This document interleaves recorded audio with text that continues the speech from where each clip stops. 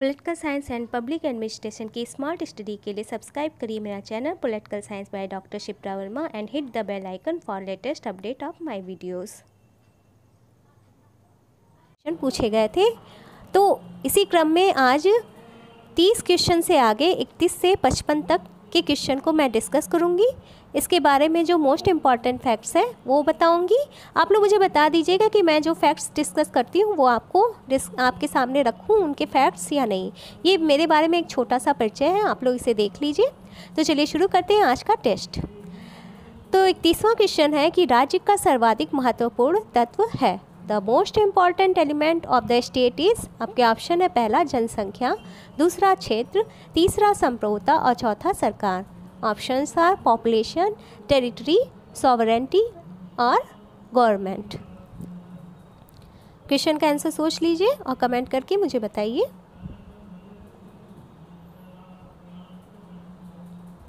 तो इस क्वेश्चन का राइट आंसर है ऑप्शन नंबर 3, संप्रभुता यानी sovereignty. The most important element of the state is sovereignty, यानी राज्य का सर्वाधिक महत्वपूर्ण तत्व है संप्रभुता। देखिए जो बाकी के ऑप्शंस हैं यानी जनसंख्या, क्षेत्र, सरकार, ये भी राज्य के आवश्यक तत्व हैं। तो राज्य के देखा जाए तो राज्य के 4 आवश्यक तत्व होते हैं: जनसंख्या, निश्चित भूभाग, सरकार और संप्रभुता। तो इनमें से जो सबसे मोस्ट इम्पॉर्टेंट जो एलिमेंट है स्टेट का वो है सॉवरेंटी यानी संप्रभुता। क्योंकि जो संप्रभुता है वो क्या होती है, वो संप्रभुता को राज्य की आत्मा कहा जाता है और संप्रभुता ही है जो एक राज्य को अन्य समुदायों से अलग करता है। संप्रभुता का अर्थ होता है सर्वोच्च शक्ति, यानी जो राज्य की सर्वोच्च शक्ति है वो किसी अन्य शक्ति के अधीन नहीं है। वो अपने कार्यों को लेकर कार्यों के प्रति पूर्णतः बाहरी तथा आंतरिक नियंत्रण से पूरी तरह से स्वतंत्र है और वो अपने निर्णयों को स्वतंत्रतापूर्वक क्रियान्वित करने हेतु तथा अपनी स्वतंत्र नीति का प्रतिपादन करने हेतु पूरी तरह से स्वतंत्र है। अक्सर पूछा जाता है कि राज्य के कितने आवश्यक तत्व हैं, तो राज्य के 4 आवश्यक तत्व होते हैं: जनसंख्या, निश्चित भूभाग, संप्रभुता और सरकार।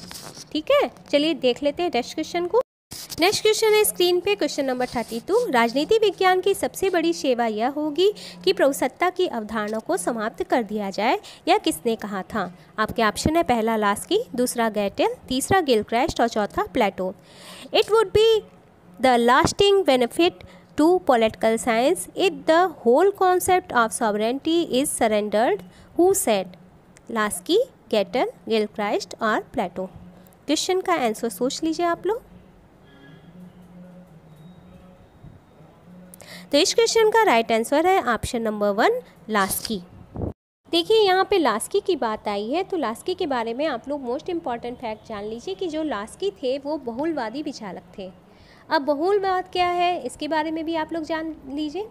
तो देखिए जो संप्रभुता का जो बहुलवादी सिद्धांत होता है वो मानता है, वो राज्य को जितना महत्वपूर्ण मानता है, उसका मानना है कि जितना राज्य महत्वपूर्ण है उतना भी अन्य संगठन भी महत्वपूर्ण है। बहुलवादी जो है वो सभी समुदायों को समान स्तर का मानते हैं तथा यह कहते हैं कि राज्य सभी कार्य नहीं करता, इसलिए राज्य के पास सभी शक्तियाँ नहीं होनी चाहिए। बहुलवादी कहते हैं कि चूंकि राज्य सभी कार्य नहीं करता है इसलिए राज्य के पास सभी शक्तियां नहीं होनी चाहिए। ठीक है, क्यों? और बहुलवादी राज्य के साथ ही साथ अन्य संगठनों को भी राज्य की भांति ही महत्वपूर्ण मानते हैं। अक्सर ये पूछा जाता है कि बहुलवादी सिद्धांत का प्रतिपादन, संप्रभुता के बहुलवादी सिद्धांत का प्रतिपादन सबसे पहले किसने किया था? तो जर्मन विचारक गियरके ने संप्रभुता के बहुलवादी सिद्धांत का सबसे पहले समर्थन किया था। उनके बाद जो मैटलैंड और गियरते थे, उन्हें बहुलवाद का जनक कहा जाता है। नेक्स्ट क्वेश्चन है आपके सामने स्क्रीन पर। राज्य संघों का एक संघ है, यह किसने कहा? राज्य संघों का एक संघ है, यह किसने कहा? आपको ये बताना है। तो इस तरह के क्वेश्चन को लगाने का एक जो मेन इम्पॉर्टेंट की होता है वो होता है एलिमिनेशन प्रोसेस। तो देखिए राज्य संघों का एक संघ है, यह किसने कहा? ऑप्शन में दिया गया है अरस्तू, हॉब्स, लाक और लास्की। जो राज्य संघों का एक संघ है ऐसा मानते हैं सिर्फ और सिर्फ बहुलवादी विचारक। ठीक है, तो इन चारों ऑप्शन में से बहुलवादी विचारक कौन से हैं देख लीजिए। लास्की। ठीक है, लास्की जो हैं वो बहुलवादी विचारक हैं, और जो बहुलवादी विचारक थे वो राज्य को संघों का संघ मानते थे। तो इस तरह से इस क्वेश्चन का राइट आंसर है ऑप्शन नंबर 4 लास्की। ठीक है, तो state is an association of associations, यह कहा था लास्की ने, और लास्की एक बहुलवादी विचारक थे। नेक्स्ट क्वेश्चन है आपके स्क्रीन पे, ऑस्टिन के प्रभुता के सिद्धांत का सबसे महत्वपूर्ण निर्धारक तत्व है। ऑप्शन 1 है यह निरंकुश है, ऑप्शन 2 है यह विभाज्य है, ऑप्शन 3 है यह निरंकुश नहीं है, और ऑप्शन 4 है व्यक्ति को विद्रोह करने का अधिकार है। The most important determinant factor of Austin's theory of sovereignty is, first option is it is absolute, second option is it is divisible, third option is it is not absolute, and fourth option is individual has a right to revolt. Question का answer सोचिए। तो इस question का right answer है option number 1, यह निरंकुश है। Austin का जो प्रभुसत्ता संबंधी सिद्धांत है उसका सबसे महत्वपूर्ण जो निर्धारक तत्व है वो यह है कि यह निरंकुश है। The most important determinant factor of Austin's theory of sovereignty is it is absolute. देखिए, जो ऑस्टिन थे वो एकलवादी प्रभुसत्ता के सिद्धांत के सबसे महत्वपूर्ण प्रतिपादक थे। इनकी जो एक इम्पॉर्टेंट पुस्तक है, अक्सर पूछा जाता है, लेक्चर्स ऑन जूरी प्रूडेंस, ये इनकी पुस्तक है, और इन्होंने संप्रभुता के एकलवादी सिद्धांत का प्रतिपादन किया। इनका कहना था कि उच्चतर द्वारा निम्नतर को दिया गया आदेश ही कानून होता है, और इनका यह भी कहना था कि यदि कोई निश्चित मानवीय सत्ता अपनी जैसी किसी अन्य सत्ता की आज्ञा मानने में अभ्यस्त न हो, बल्कि प्रस्तुत समाज के सर्वसाधारण उसकी आज्ञा मानने में अभ्यस्त हों, तो इस निश्चित मानवीय सत्ता को उस समाज में संप्रभुताधारी कहेंगे, और इस सत्ता समेत उस समाज को राजनीतिक और स्वाधीन समाज कहा जाएगा। चलिए देख लेते हैं नेक्स्ट क्वेश्चन। क्वेश्चन नंबर 35 है कि कार्यपालिका के नामधारी अध्यक्ष का सर्वोत्तम उदाहरण है। आपके ऑप्शन है, पहला अमेरिका, दूसरा रूस, तीसरा इंग्लैंड और चौथा चीन। The best example of a nominal head of the executive is, option 1 is America, option 2 is Russia, option 3 is England, and option 4 is China. तो इस क्वेश्चन का राइट आंसर है ऑप्शन नंबर 3 इंग्लैंड। ठीक है, चलिए देखते हैं नेक्स्ट क्वेश्चन। क्वेश्चन नंबर 36 है, अध्यक्षात्मक शासन प्रणाली में कार्यपालिका अध्यक्ष, आपके ऑप्शन है, पहला वास्तविक अध्यक्ष होता है, दूसरा विधानसभा के प्रति उत्तरदायी होता है, तीसरा नामधारी अध्यक्ष होता है, और चौथा वीटो की शक्ति नहीं होती है। It is in a presidential form of government the head of the executive is, आपके ऑप्शन हैं, real head, responsible to legislative assembly, nominal head, और चौथा ऑप्शन है विथ नो वीटो पावर। अध्यक्षात्मक शासन व्यवस्था की बात आई है तो हम इसका अर्थ भी समझ लेते हैं कि अध्यक्षात्मक शासन व्यवस्था क्या होती है। तो देखिए, अध्यक्षात्मक शासन व्यवस्था के अंतर्गत कार्यपालिका, ठीक है, व्यवस्थापिका से सर्वथा पृथक होती है, तथा कार्यपालिका का प्रधान एक ऐसा व्यक्ति होता है जो व्यवस्थापिका के प्रति उत्तरदायी नहीं होता। गार्नर ने कहा है कि अध्यक्षात्मक सरकार वह होती है जिसमें कार्यपालिका अर्थात राज्य का अध्यक्ष तथा उसके मंत्री अपनी अवधि के बारे में संविधान की दृष्टि से विधानमंडल से पूरी तरह से स्वतंत्र होते हैं और अपनी राजनीतिक नीतियों के बारे में उनके प्रति अनुत्तरदायी होते हैं। सीधे सीधे समझ लीजिए कि इस व्यवस्था के अंतर्गत जो कार्यपालिका का प्रधान होता है अर्थात राष्ट्रपति जो होता है वो देश के नागरिकों द्वारा प्रत्यक्ष या अप्रत्यक्ष रूप से चुना जाता है, और राष्ट्रपति किन्हीं भी व्यक्तियों को मंत्री पद पर नियुक्त कर सकता है, तथा इस प्रकार से मंत्रिपरिषद का निर्माण होता है, और मंत्रिपरिषद में सामूहिक उत्तरदायित्व की व्यवस्था नहीं होती है, और ये मंत्री व्यक्तिगत रूप से राष्ट्रपति के प्रति उत्तरदायी होते हैं। मंत्रिपरिषद का अस्तित्व और कार्य संपूर्णतया राष्ट्रपति पर ही निर्भर करते हैं, और राष्ट्रपति या मंत्रिपरिषद व्यवस्थापिका के प्रति उत्तरदायी नहीं होते, तथा राष्ट्रपति कांग्रेस के नियंत्रण से पृथक रहकर शासन शक्ति का संचालन करते हैं। तो ये अध्यक्षात्मक शासन प्रणाली के बारे में कुछ इंपॉर्टेंट फैक्ट्स थे। चलिए देखते हैं नेक्स्ट क्वेश्चन। जान लिया आपने, तो इसका जो राइट आंसर होगा ऑप्शन नंबर 1 वास्तविक अध्यक्ष होता है। In a presidential form of government the head of the executive is real head.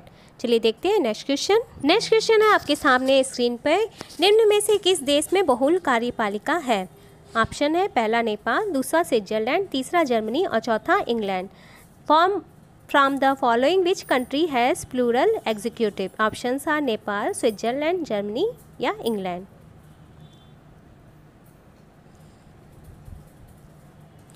तो इस क्वेश्चन का राइट आंसर है ऑप्शन नंबर 2, स्विट्जरलैंड। स्विट्जरलैंड एक ऐसा देश है जहाँ पे बहुल कार्यपालिका है। इस क्वेश्चन है आपके सामने स्क्रीन पे, क्वेश्चन नंबर 38। ब्रिटिश संसदीय व्यवस्था के संदर्भ में ऐसा कहा जाता है कि आपके ऑप्शन है पहला, राज्य अध्यक्ष के पास वीटो की शक्ति है, प्रधानमंत्री राज्य अध्यक्ष के प्रति उत्तरदायी है, संसद कार्यपालिका के प्रति उत्तरदायी है और चौथा ऑप्शन है संसद पर कैबिनेट यानी मंत्रिपरिषद का वर्चस्व होता है। In context of British parliamentary system, it is said that first option is head of the state has veto power, prime minister is responsible to the head of the state, third option is parliamentary is accountable to executive and fourth option is cabinet dominates the parliament। Question का answer सोच लीजिए, comment करके मुझे अपना score जोर से बताइएगा और मेरे साथ ही साथ आप लोग कमेंट करिए आप इस क्वेश्चन के आंसर को। तो इस क्वेश्चन का राइट आंसर है ऑप्शन नंबर 4, संसद पर कैबिनेट यानी मंत्रिपरिषद का वर्चस्व होता है। कैबिनेट डोमिनेट्स द पार्लियामेंट यानी ब्रिटिश संसदीय व्यवस्था के संदर्भ में ऐसा कहा जाता है कि संसद पर कैबिनेट का वर्चस्व होता है।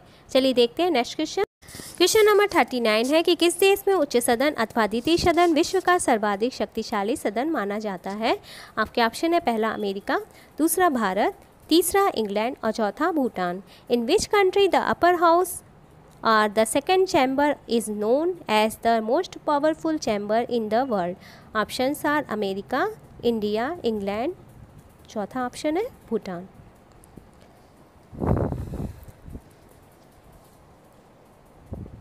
तो इस क्वेश्चन का राइट आंसर है ऑप्शन नंबर 1, अमेरिका।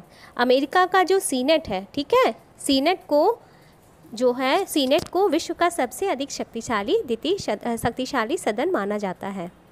क्वेश्चन है क्वेश्चन नंबर 40। भारत में संघीय कार्यपालिका सामूहिक रूप से उत्तरदायी है। आपके ऑप्शन है पहला राष्ट्रपति के प्रति, दूसरा राज्यसभा के प्रति, तीसरा लोकसभा के प्रति और चौथा प्रधानमंत्री के प्रति। In India the union executive is collectively responsible to the first option is president, second option is Rajya Sabha, third option is Lok Sabha and fourth option is prime minister.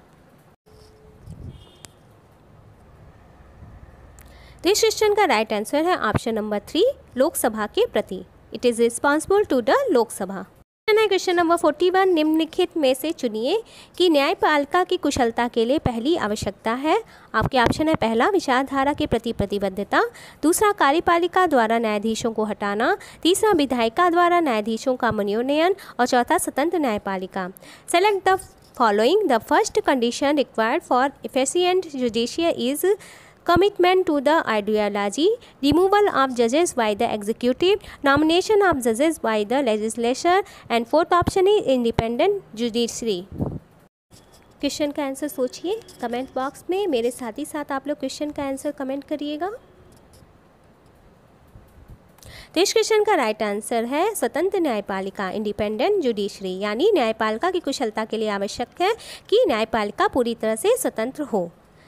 Next question है आपके सामने स्क्रीन पे, क्वेश्चन नंबर 42। राज्य की विधायी एवं कार्यपालिका शक्तियों को नियंत्रित करने हेतु मॉन्टेस्क्यू ने किस सिद्धांत का प्रतिपादन किया? आपके ऑप्शन है पहला विधायिका की सर्वोच्चता, दूसरा कार्यपालिका की सर्वोच्चता, तीसरा नियंत्रण एवं संतुलन और चौथा तानाशाही राज्य। To contain the legislative and executive powers of the state, Montesquieu developed the theory of supremacy of the legislature, supremacy of executive, checks and balances, और fourth option is dictatorial state।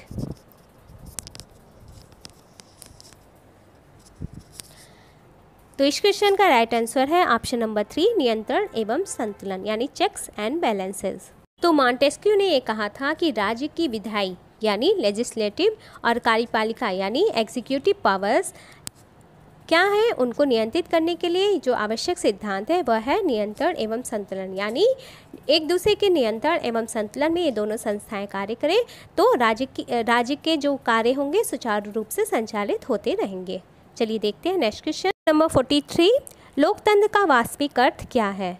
आपके ऑप्शन है पहला लोकतांत्रिक राज्य, दूसरा लोकतांत्रिक सरकार, तीसरा धर्म प्रधान राज्य और चौथा केवल शासन का स्वरूप ही नहीं अपितु जीवन का माध्यम है।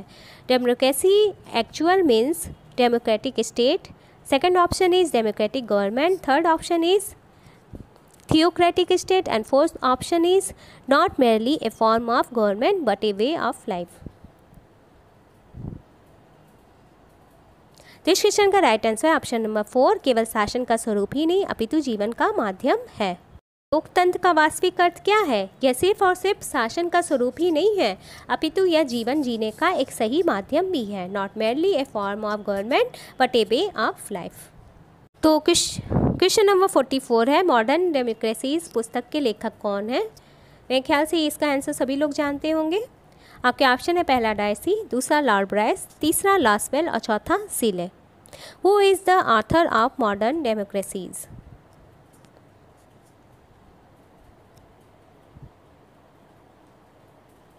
तो इस क्वेश्चन का राइट आंसर है option number 2 Lord Bryce. Modern democracies के लेखक हैं लॉर्ड ब्राइस। नेक्स्ट क्वेश्चन है लोकतंत्र शासन का विकृत स्वरूप है, यह किसका कथन है? Who said that democracy is a perverted form of government? आपके ऑप्शन है पहला प्लेटो, दूसरा गेटल, तीसरा अरस्तु और चौथा बोंदा। लोकतंत्र शासन का विकृत स्वरूप है। तो इस क्वेश्चन का आंसर मैं नहीं बताऊंगी, यही आपका आज का होमवर्क है। आपको ये बताना है कि लोकतंत्र शासन का विकृत स्वरूप है या किसका कथन है। ठीक है, आप लोग मुझे कमेंट करके जोर से बताइएगा, ये आपका आज का होमवर्क है। Who said the democracy is a perverted form of government? ये किसने कहा था, आपको ये बताना, ये आज का होमवर्क है। ठीक है, नेक्स्ट क्वेश्चन है आपके सामने स्क्रीन पर, क्वेश्चन नंबर 46। आधुनिक तानाशाही ने जन्म दिया है, निम्न में से सही कथन को चुनिए। पहला ऑप्शन है सर्वसत्ताधारी राज्य को, सर्वसत्तावादी राज्य को, दूसरा है सामूहिक नेतृत्व को, तीसरा है बहुमत के शासन को और चौथा है मूल्य आधारित समाज को। Modern dictatorship has led to select the correct answer from of the following.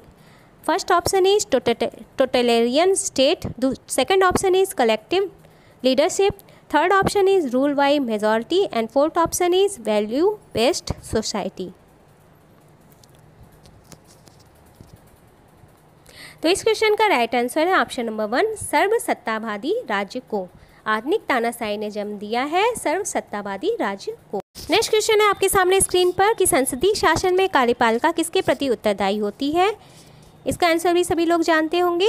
आपके ऑप्शन है पहला राज्य अध्यक्ष के प्रति, दूसरा है संसद के निचले सदन के प्रति, तीसरा है लोकसभा अध्यक्ष के प्रति और चौथा है विरोधी दल के नेता के प्रति। In a parliamentary system the executive is responsible to whom? Options are first head of the state, second option is lower house of the parliament, third option is Lok Sabha speaker and fourth option is leader of the opposition party.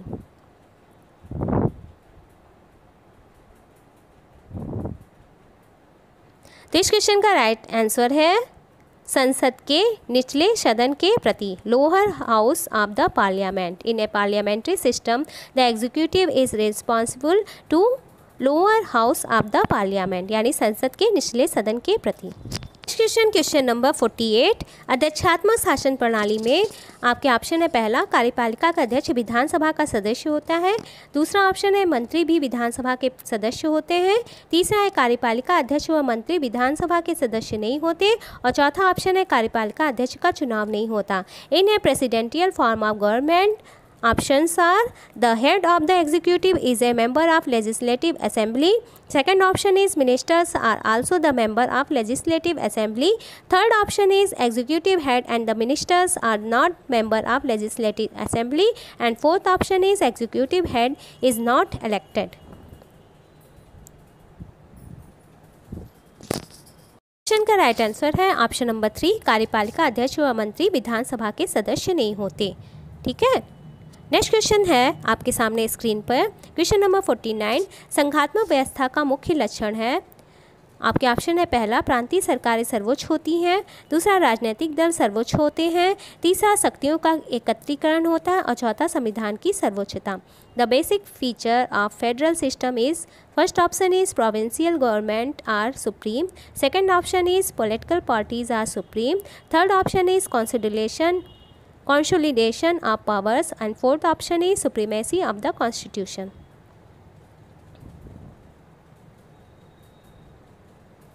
तो इस question का right answer है option number 4 संविधान की सर्वोच्चता, supremacy of the constitution. Next question है एकात्मक व्यवस्था का मूल लक्षण है। आपके ऑप्शन है पहला शक्तियों का केंद्रीकरण, दूसरा शक्तियों का विकेंद्रीकरण, तीसरा दोहरी नागरिकता और चौथा अस्थायित्व। The basic feature of a unitary system is, first option is centralisation of powers, second option is decentralisation of powers, third option is dual citizenship and fourth option is unstability. एकात्मक शासन व्यवस्था का मुख्य लक्षण क्या है?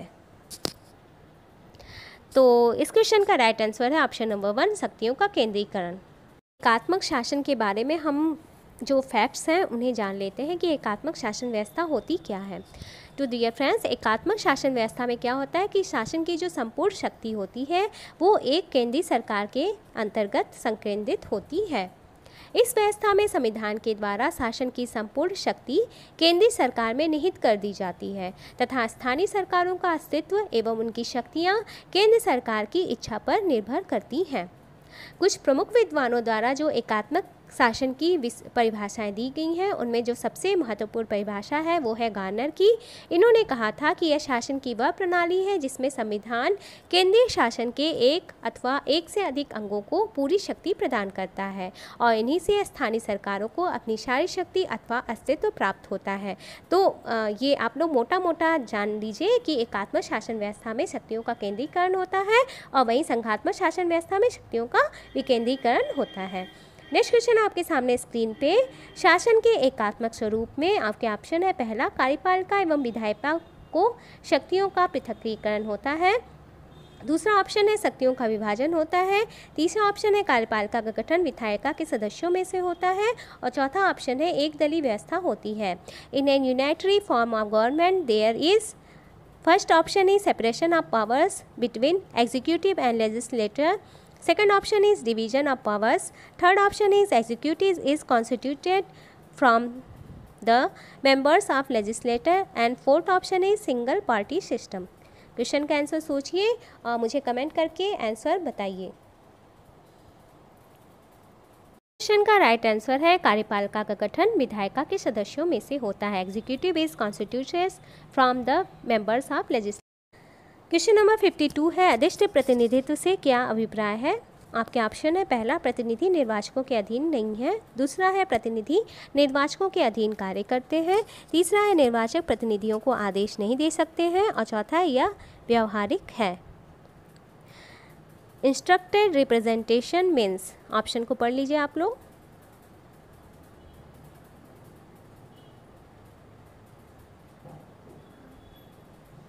तो इस क्वेश्चन का राइट आंसर है ऑप्शन नंबर 2 प्रतिनिधि निर्वाचकों के अधीन कार्य करते हैं। अधिष्ठ प्रतिनिधित्व से अभिप्राय है कि प्रतिनिधि निर्वाचकों के अधीन कार्य करते हैं। Instructed representation means representatives work under the electorates. Next question है आपके सामने कि निम्न में से किस प्रणाली द्वारा अल्पसंख्यकों का प्रतिनिधित्व सुनिश्चित हो सकता है? आपके ऑप्शन है पहला एक व्यक्ति एक मत प्रणाली, दूसरा आनुपातिक प्रतिनिधित्व प्रणाली, तीसरा प्रादेशिक प्रतिनिधित्व प्रणाली और चौथा कार्यात्मक प्रतिनिधित्व प्रणाली। From the following under which system minority representation can be insured? First option is one man one vote system, second option is proportional representation system, third option is territorial representation system and fourth option is functional representation system।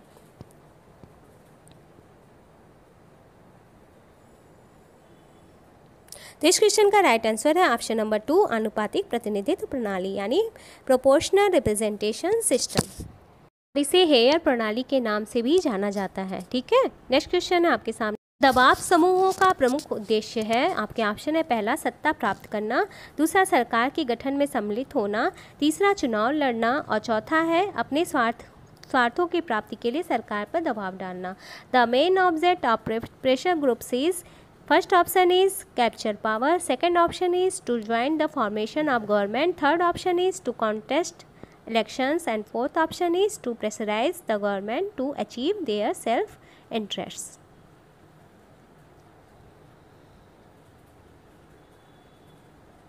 तो इस question का right answer option number 4। दबाव समूहों का प्रमुख उद्देश्य है अपने स्वार्थों की प्राप्ति के लिए सरकार पर दबाव डालना। The main object of pressure groups is to pressurise the government to achieve their self interest. दबाव समूह के बारे में हम जान लेते हैं। तो डियर फ्रेंड्स, जो दबाव समूह होते हैं वो क्या करते हैं, अपने स्वार्थों एवं हितों की पूर्ति के लिए सरकार पर दबाव डालते हैं, क्योंकि ये जो दबाव गुट होते हैं ये अपना काम निकलवाने के समय पर ही सक्रिय होते हैं। दबाव गुटों का उद्देश्य सीमित होता है, अर्थात ये अपने सदस्यों का हित करना ही इनका मेन उद्देश्य होता है। दबाव गुट चुनाव लड़कर सत्ता नहीं हथियाना चाहते, वरन उनका लक्ष्य क्या होता है, विधायकों, मंत्रियों और शासनाधिकारियों पर विभिन्न तरीकों से दबाव डालकर अपना कार्य करवाना।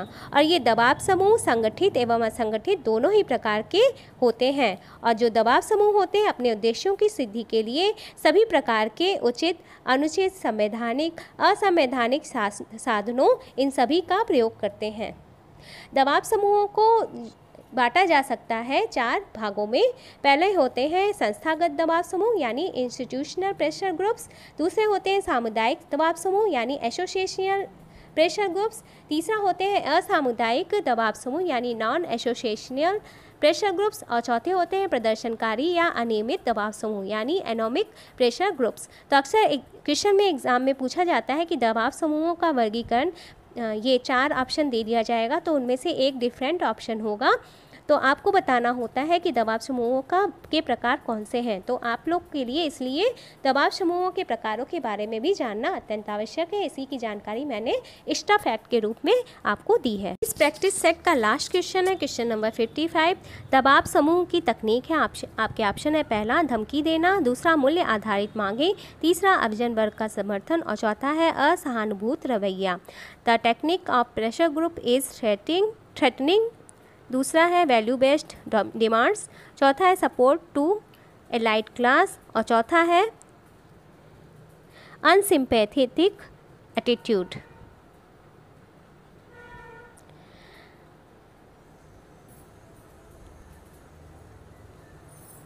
तो इस क्वेश्चन का राइट आंसर ऑप्शन नंबर 2 मूल्य आधारित मांगे।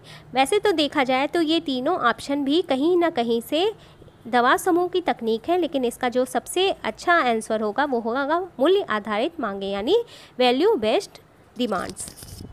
तो डियर फ्रेंड्स, ये थी आज की प्रैक्टिस सेट नंबर 3। आशा करती हूँ आपको आज का ये प्रैक्टिस सेट जरूर से पसंद आएगा।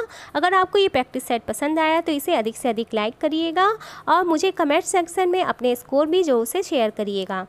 ये क्विज सीरीज़ और प्रैक्टिस सेट आपको अच्छा लग रहा है तो इसे अधिक से अधिक शेयर भी करिए। शेयर करने के लिए आप लोग व्हाट्सएप ग्रुप, फेसबुक ग्रुप या फिर टेलीग्राम ग्रुप में इन वीडियो को शेयर कर सकते हैं ताकि आप ही की तरह अन्य नीडफुल स्टूडेंट्स तक मेरे ये वीडियो पहुंच सकें। अगर आप चैनल पर नए आए हैं तो प्लीज़ सब्सक्राइब द चैनल को सब्सक्राइब करके बगल का जो बेल का आइकन है उसे भी आप लोग नोटिफिकेशन में सेट कर दीजिएगा, उसका सेट लगा दीजिएगा ऑल, ताकि मेरे आने वाली सभी वीडियो की नोटिफिकेशन आपको समय से मिल सके। तो इसी तरह के अन्य प्रैक्टिस सेट के साथ आपके सामने फिर से प्रस्तुत होंगी। तब तक के लिए बाय, टेक केयर। हाँ, स्कोर जरूर से मुझे कमेंट करके बताइएगा और होमवर्क भी मुझे बताइएगा। मैंने होमवर्क दिया है उसका आंसर भी आप लोग को मुझे बताना है कि उसका आंसर क्या होगा। ठीक है, तब तक के लिए बाय।